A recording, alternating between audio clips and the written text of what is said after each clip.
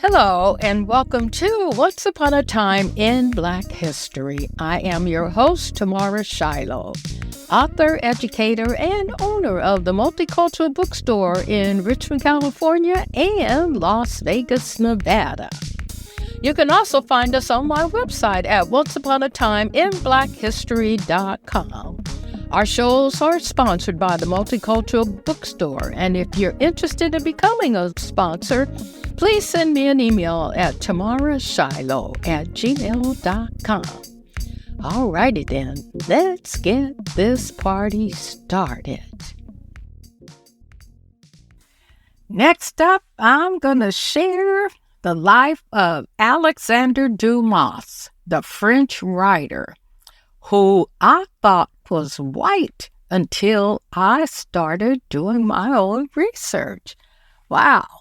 Best known for having written the historical adventure novels The Three Musketeers and The Count of Monte Cristo, Alexandre Dumas established himself as one of the most popular and prolific authors in France.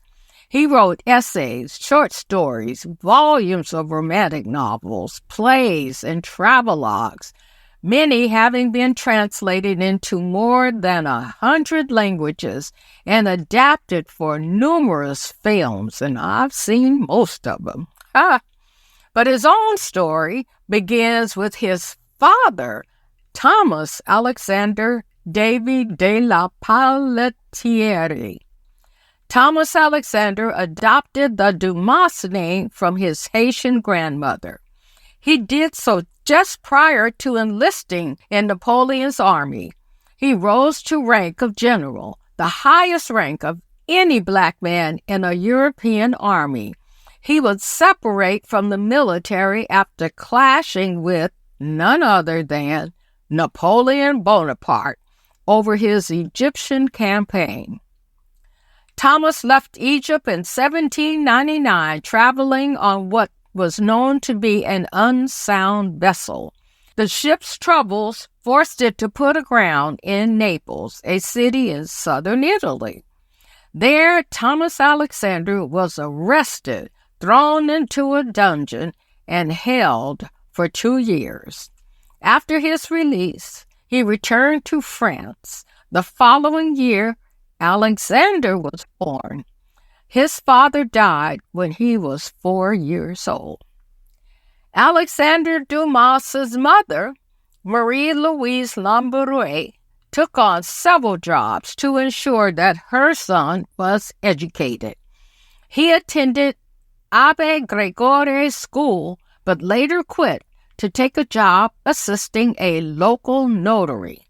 He held such a great interest in reading and books that he relocated to Paris at the age of 20 to immerse himself in literature. There he met the Duke d'Orléans, later named King Louis Philippe, and began working for him as a scribe. It was then that Dumas dreamed of publishing his own works.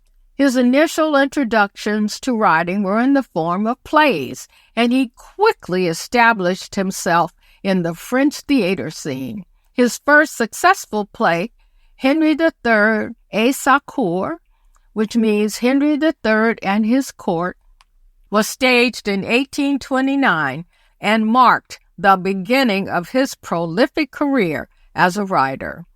Alexander is best known for his historical adventure novels, like I previously said. The Three Musketeers he wrote in 1844, The Count of Monte Cristo, 1845, and 20 years after in 1845. These novels, which often center on themes of adventure, loyalty, and revenge, have captivated readers for generations, and as I stated earlier, have been films, televisions, and stage productions. And just so you know, The Three Musketeers follows the adventures of D'Artagnan, a young man who joins the king's musketeers, and his companions Athos, Porthos, and Aramis. The novel is a tale of heroism, friendship, and political intrigue set in the 17th century France.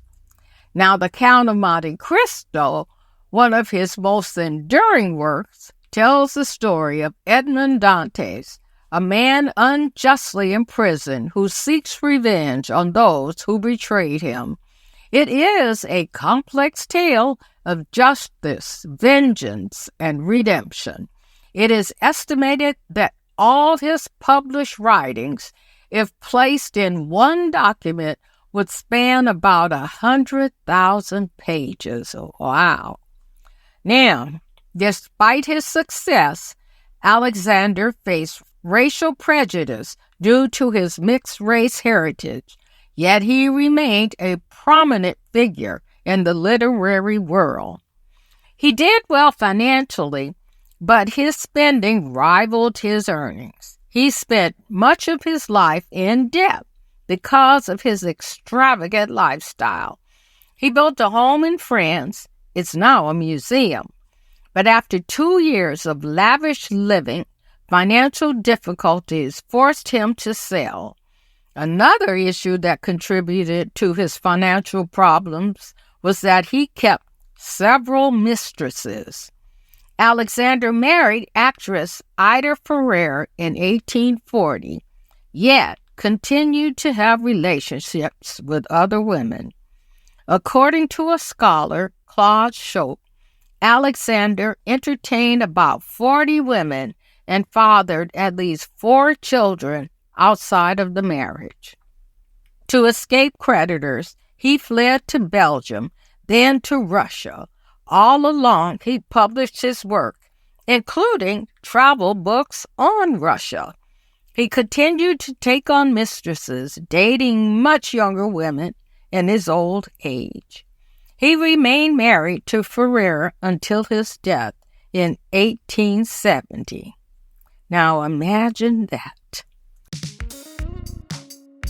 Thank you for tuning in to Once Upon a Time in Black History.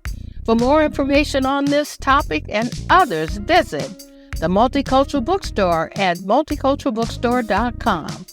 And again, if you want to advertise in our podcast for a mere $25, please contact me at tamarshiloh@gmail.com.